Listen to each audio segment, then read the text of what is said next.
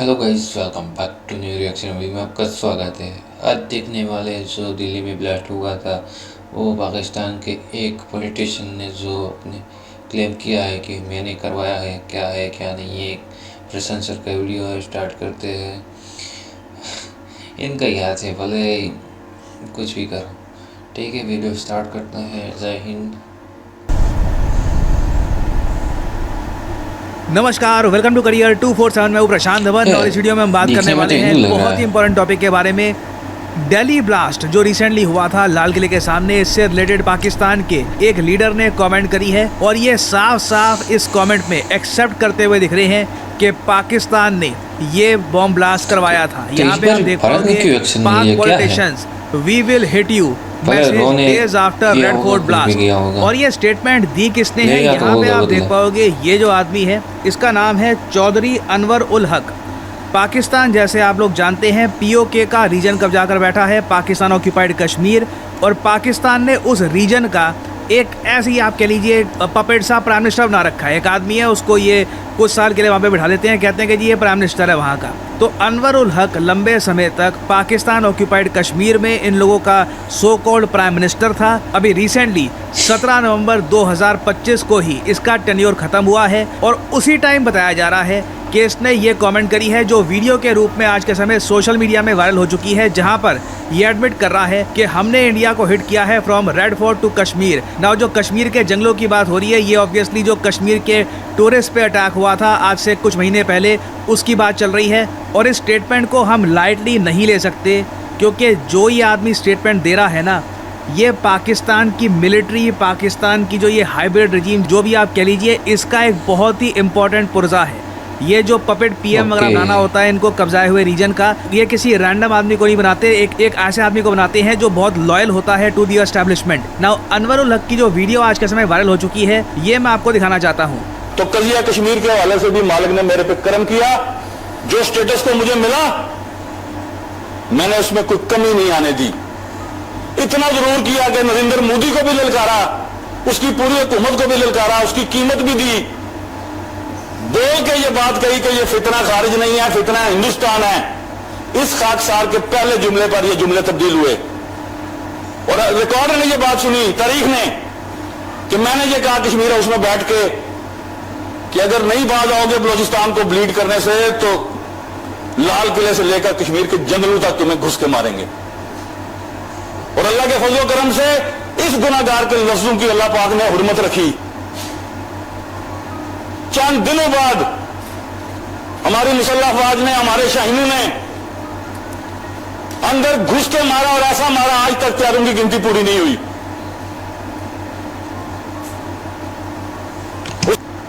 तो रुक बेटे, तेरी खालना उतरी ना रोने आईबी ने, तो बोल देना मेरे को। उसके बाद दूसरे बॉर्डर पर साजिश शुरू की गई। 4000 जवानों की शहादतें और इतने 400 अफसरों की शहादतों के बाद अगर मुसल्लह अफवाज पाकिस्तान के किरदार के ऊपर कोई मनफी गुफ्तगू करेगा तो उसका जवाब इसी तरह लाजिम है जिस तरह फर्ज नमाज है। नाउ एक तरफ तो ये पाकिस्तान के पॉलिटिशियंस ऐसी स्टेटमेंट्स दे रहे हैं, इनकी वीडियो सरफेस हो रही है और इसका रीज़न है, अगेन मैं यहाँ पे मेंशन करना चाहूँगा, मैंने आपको पहले बताया था, जियोपॉलिटिकली पाकिस्तान के जो भी स्टेप्स हैं आप उनको अगर ऑब्जर्व करोगे, पाकिस्तान डेफिनेटली एक स्मॉल स्केल कॉन्फ्लिक्ट भारत से चाहता है।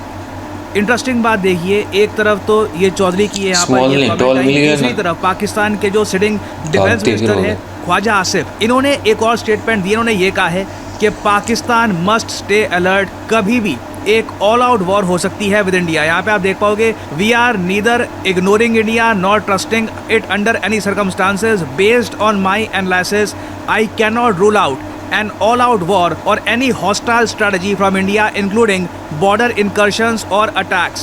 We must stay fully alert. Now, Pakistan obviously बहुत ज़्यादा कॉन्फिडेंट इसलिए है आज के समय, और स्मॉल स्केल वॉर को लेकर इनको लग रहा है कि अगर कुछ शुरू हो भी गया तो पीछे यूएस इनको संभाल लेगा, क्योंकि US Pakistan relations all time high पे है इस वक्त। और इसके बारे में आपको CNN, फॉक्स न्यूज़ में तो आर्टिकल मिल ही जाएंगे। उसके अलावा कई जो पाकिस्तान ओरिजिन के US में प्रोफेसर्स हैं, फॉर एग्जांपल मोहम्मद अयूब, ये यूनिवर्सिटी डिस्टिंग्विश्ड प्रोफेसर हैं in the Michigan State University, इन्होंने रिसेंटली एक आर्टिकल पब्लिश किया है, माई फेवरेट मार्शल। ये ट्रम्प काफ़ी बार बोलते हैं कि my favourite marshal, field marshal Asim Munir, US's bad bet on Pakistan. हालांकि इन्होंने ये बात ऐड करी है, इतिहास में आप देख लीजिए US पाकिस्तान रिलेशंस बहुत ज़्यादा आगे बढ़ते हैं, बहुत ज़्यादा फ्लरिश करते हैं जब पाकिस्तान में एक टाइप का मिलिट्री रूल होता है। अब आज के समय कहने को शहबाज शरीफ PM है, बट हम सबको पता है कि असली पावर पाकिस्तान की किसके पास है। और ये एक जियोपॉलिटिकल ट्रेंड देखा है हमने, जब भी पाकिस्तान में आर्मी कंट्रोल बहुत ज़्यादा जमा लेती है,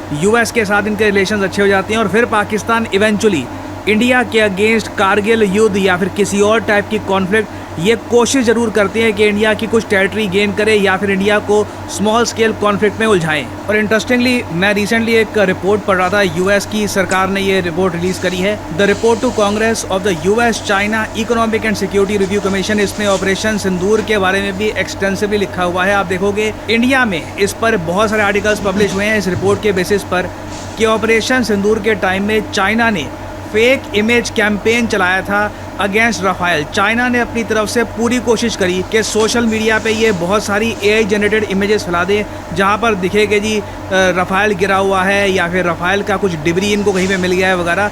ह्यूज स्केल पर ये कैंपेन चला था और ये बात मेंशन करी गई है। बट मेरी नज़र एक चीज़ पर पड़ी जो आज के समय पाकिस्तानी मीडिया भी काफ़ी हाईलाइट कर रहा है। US की रिपोर्ट में इन लोगों ने अपनी तरफ से डिक्लेयर कर दिया कि Pakistan military success over India in its 4-day clash showcased Chinese weaponry. While characterization of this conflict as a proxy war may overstate China's role as an instigator, Beijing opportunistically leveraged the conflict to test and advertise the sophistication of its weapons, useful in the context of its ongoing border tensions with India. तो China के बारे में तो देखिए इन लोगों ने यहाँ पर लिखा है कि चाइना ने इंडिया पाकिस्तान कॉन्फ्लिक्ट का यूज़ किया अपनी वेपन्स की कैपेबिलिटी को शोकेस करने के लिए दुनिया के सामने। बट इंटरेस्टिंग बात देखिए, US अपनी रिपोर्ट में खुद ही लिख रहा है कि Pakistan military success over India, और ये चीज़ ना इनके मीडिया में भी आप देखोगे जो वेरियस US के न्यूज़ आउटलेट्स हैं, ये सब लोग जो रिपोर्ट्स पब्लिश कर रहे थे, आर्टिकल्स पब्लिश कर रहे थे इस पर, इन्होंने ऑलमोस्ट पाकिस्तानी जर्नलिस्ट को खुला दे दिया था कि जो पब्लिश करना यहाँ पर करो। और नैरेटिव वॉर में साफ साफ लग रहा है भारत के सामने बहुत चुनौतियाँ हैं। कहीं ना कहीं US भी चाहता है कि इंडिया पाकिस्तान की कॉन्फ्लिक्ट में ना ये शोकेस करे पाकिस्तान को एज एक सक्सेसफुल कंट्री। चाहे पाकिस्तान के दावे ये लोग खुद कह रहे हैं कि झूठे हैं। इंटरेस्टिंग बात देखिए, इन लोगों ने यहाँ पर अपनी रिपोर्ट में लिखा है, अमेरिका की मैं आपको रिपोर्ट दिखा रहा हूँ, कि पाकिस्तान का जो यूज़ है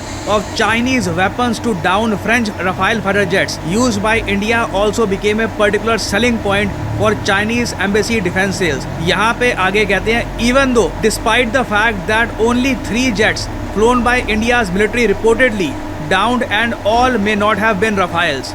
अब आप बताइए इसके आगे मैं क्या बोलूँ। जो ये डोनाल्ड ट्रंप बोलते रहते हैं कि ये 8 फाइटर जेट गिरे थे, 8 गिरे थे, इनकी खुद की रिपोर्ट में अगेन ये US कांग्रेस की ऑफिशियल रिपोर्ट है, कह रहे हैं कि 3 इंडियन जेट्स ये डाउन हुए थे। और डाउन की भी मतलब डेफिनेशन होती है काफ़ी बार कि मिसाइल हिट किया, उसके बाद काफ़ी बार बस प्लेन लैंड कर देता है, इट डजंट नेसेसरली मीन कि प्लेन डिस्ट्रॉय हो चुका है। और ये खुद कह रहे हैं कि कोई हमारे पास इंफॉर्मेशन नहीं है कि 3 इंडिया के फाइटर जेट जो डाउन हुए उनमें से कोई राफेल है भी। इधर आप देख पाओगे, all may have not been Rafales.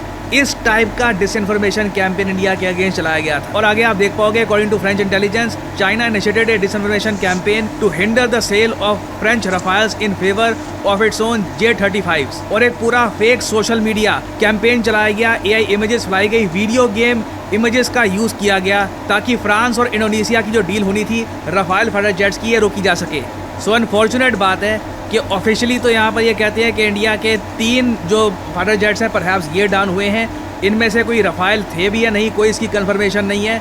जबकि डोनाल्ड ट्रंप अपनी तरफ से 8 नए फाइटर जेट्स गिरे गए थे, 8 नए जेट्स गिरे गए थे। ऑलमोस्ट जो आसिम मुनीर ने इनको बात बोली है वही रिपीट करते रहते हैं। सो आज के समय मैं आपको ये बताने की कोशिश कर रहा हूँ, पाकिस्तान वेरी कॉन्फिडेंट, इनको लगता है कि कुछ कॉन्फ्लिक्ट हुई भी ना नैरेटिव संभाल लेंगे। आप समझ रहे हैं मैं क्या कह रहा हूँ। मान लो हाइपोथेटिकली स्पीकिंग फिर से कॉन्फ्लिक्ट होती है, इंडिया इस बार पाकिस्तान के मिलिट्री बेसिस डिस्ट्रॉय कर देता है, मगर ये सोशल मीडिया पर न्यूज़ आउटलेट्स पर अपना कैंपेन ऐसा फैला देंगे कि एक अपीयर हो एज ए कि पाकिस्तान ने कुछ अकॉम्प्लिश कर लिया मिलिटरीली।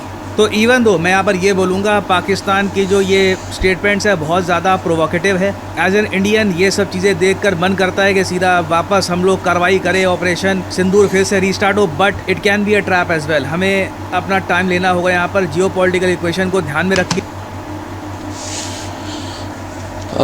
ये थी आज की वीडियो। इनको फिर से मांग रहे प्रसाद, थोड़ा मांग रहे, देना पड़ेगा। इंडियन आर्मी से, इंटेलिजेंस ब्यूरो से सबसे गुजारिश करूँगा कि जल्द से जल्द इसका लाए। ठीक है, आपका क्या कहना है? जय हिंद, जय भारत।